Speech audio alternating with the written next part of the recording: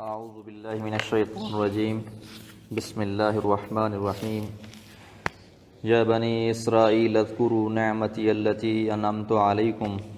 وانی فضلتکم علی العالمین واتقوا یوما لا تجزی نفس عن نفس شیئا ولا يقبل منها عدل ولا تنفعها شفاعة ولا هم ينصرون وإذ ابتلى إبراهيم ربه بكلمات فأتمهن قال إني جاعلك للناس إماما قال ومن ذريتي قال لا ينال عهد الظالمین۔ سورۃ البقرہ آیت نمبر 121 122 سے 124۔ یا بنی، اے بیٹو اسرائیلا، اسرائیل کے، اور اسرائیل لقب حضرت یعقوب کا، اذکروا یاد کرو، نعمتی میری نعمت، التی جو انعمت میں نے انعام کی، علیکم تم پر، وانی اور یقیناً میں نے، فضلتکم فضیلت دی تھی تم کو، علی العالمین تمام جہاں والوں پر، واتقوا بچو ڈرو، یومن اس دن سے، لا تجزی نہیں بدلہ دے گا، نفس عن نفس کوئی بھی جان کسی جان کا، شیئا کچھ بھی، ولا يقبل منها عدل اور نہ قبول کیا جائے گا ان سے کوئی فدیہ، ولا تنفعها شفاعت اور نہ ہی فائدہ دے گی اس دن شفاعت کسی کی کوئی سفارش، ولا ہم اور نہ وہ، ینصرون مدد کیے جائیں گے۔ یہ دونوں آیات مبارکہ سورہ بقرہ کی ابتدا میں ہی، جہاں سے 5ویں رکوع کا اختتام ہو رہا ہے اور 6ٹھے رکوع کی ابتدا ہو رہی ہے، آیت نمبر 47 اور 48 وہاں گزر چکی ہے اور اس کی تفصیل بھی ہم نے وہیں بیان کر دی تھی۔ اگلی آیت کا پس منظر کچھ اس طرح ہے کہ حضرت نوح علیہ السلام کے بعد حضرت ابراہیم علیہ السلام وہ پہلے نبی تھے کہ جن کو اسلام کی تعلیم کے لیے اللہ تعالیٰ نے مقرر کیا، اور وہ عراق سے مصر، اور پھر مصر سے شام، فلسطین، اور پھر وہاں سے مکہ یعنی عرب ریگستانوں کے علاقوں سے ملکوں در ملکوں توحید کی دعوت پہنچانے کے لیے انہوں نے اپنی زندگی گزاری۔ اسی طرح وہ جب اردن کے علاقے میں پہنچے تو حضرت اپنے بھتیجے حضرت لوط علیہ السلام کو وہاں مقرر کیا، اور شام اور فلسطین میں اپنے دوسرے بیٹے حضرت اسحاق کو مقرر کیا، اور جب اندرون عرب پہنچے تو وہاں اپنے بیٹے حضرت اسماعیل علیہ السلام کو مامور کیا،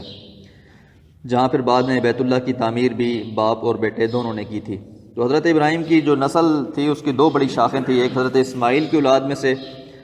جو قریش تھے اور اس کے آس پاس رہنے والے لوگ، اور دوسرے حضرت اسماعیل حضرت اسحاق کی اولاد میں سے۔ تو جو حضرت اسحاق علیہ السلام تھے انہی میں سے پھر نبوت کا سلسلہ بھی چلتا رہا کہ حضرت اسحاق علیہ السلام بھی پیغمبر، پھر ان کے بیٹے حضرت یعقوب، پھر حضرت یوسف، پھر انہی میں سے حضرت موسیٰ، حضرت سلیمان، حضرت عیسیٰ اور بہت سے پیغمبر اللہ تعالیٰ نے مبعوث کیے۔ جو دوسری شاخ تھی اس میں سے صرف ایک ہی پیغمبر آئے اور وہ محمد الرسول اللہ صلی اللہ علیہ وسلم تھے۔ اب مدینہ اور مکہ میں جو خاص طور پہ مذہبی جماعتیں تھیں وہ یہودی تھے، تو ان کے نزدیک بھی حضرت ابراہیم علیہ السلام بہت معتبر شخصیت ہیں۔ عیسائیوں کے لیے بھی حضرت ابراہیم کا مقام بہت اعلیٰ، اور اہل مکہ بھی یہی کہا کرتے تھے کہ ہم دین ابراہیمی پر عمل کرنے والے ہیں، اور مسلمانوں کے لیے بھی حضرت ابراہیم علیہ السلام کا مقام کسی سے ڈھکا چھپا نہیں ہے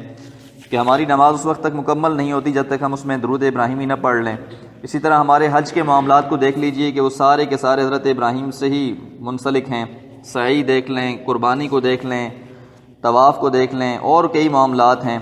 اور ہم اپنی صبح شام کی دعاؤں میں یہ تذکرہ بھی کرتے ہیں کہ اعلیٰ ملت ابینا ابراہیم حنیفا وما کان من المشرکین، کہ ہم اپنے ملت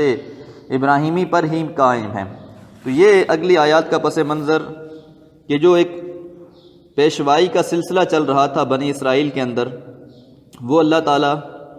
اب منتقل کر رہے ہیں بنی اسرائیل سے بنی اسماعیل کی طرف۔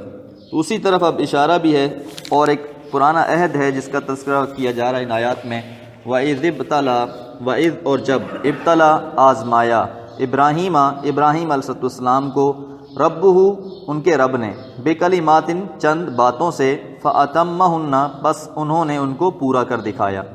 تو حضرت ابراہیم علیہ السلام کی آزمائشیں قرآن مجید میں مختلف مقامات پر ان تمام سخت آزمائشوں کی تفصیل بیان ہوئی ہے جن سے گزر کر حضرت ابراہیم علیہ السلام نے اپنے آپ کو اس بات کا اہل ثابت کیا کہ بنی نوع انسان کی پیشوائی کے لیے وہ سب سے بہتر ہیں۔ جس وقت سے حق ان پر منکشف ہوا اس وقت سے لے کر مرتے دم تک پوری زندگی انہوں نے توحید کی دعوت لوگوں تک پہنچائی، اور مفسرین نے لکھا کہ وہ پہلے ہی شخص تھے جنہوں نے بتوں کو توڑا تھا، کہ ایک اکیلے ابراہیم علیہ السلام نے جا کر معبد خانے میں تمام بتوں کو توڑ دیا تھا، اس لیے اللہ نے قرآن میں یہ کہا ہے کہ وہ ایک جماعت کے برابر تھا۔ تو حضرت ابراہیم علیہ السلام کی زندگی بہت اہم۔ قال، اللہ تعالیٰ نے حضرت ابراہیم سے فرمایا، انی یقیناً میں جاعلو بنانے والا ہوں، جاعلو کا آپ کو بنانے والا ہوں، للناس سے لوگوں کے لیے، امامہ پیشوا۔ جب اللہ تعالیٰ نے یہ بات ارشاد فرمائی تو جواب میں حضرت ابراہیم نے فرمایا، قال، فرمایا حضرت ابراہیم نے، ومن ذریتی، اور میری اولاد میں سے بھی، کہ جو میری نسلیں آگے آئیں گی کیا پیشوائی ان کو بھی حاصل رہے گی؟